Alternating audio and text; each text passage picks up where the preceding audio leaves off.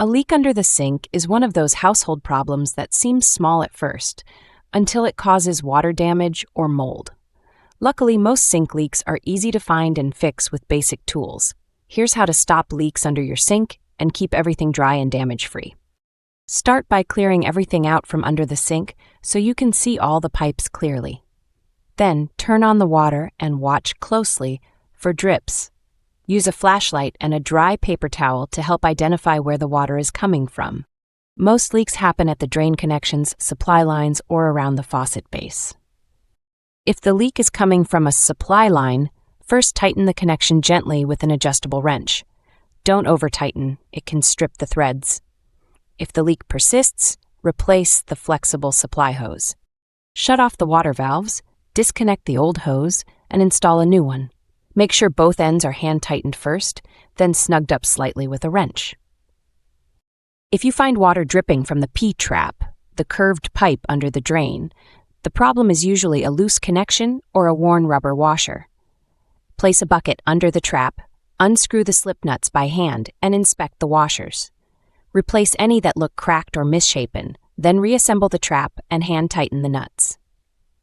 For leaks at the drain pipe or basket strainer, the part where the sink connects to the drain, you'll need to reseal it. Loosen the large nut under the sink, remove the strainer, and clean away old plumber's putty.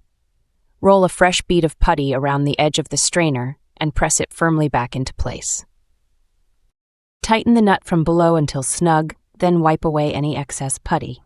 If the leak is near the faucet base, it's likely caused by worn O-rings or seals inside the faucet.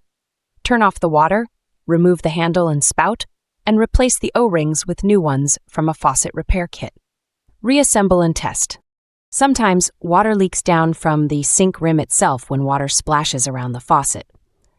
Apply a thin bead of clear silicone caulk around the edge where the sink meets the countertop.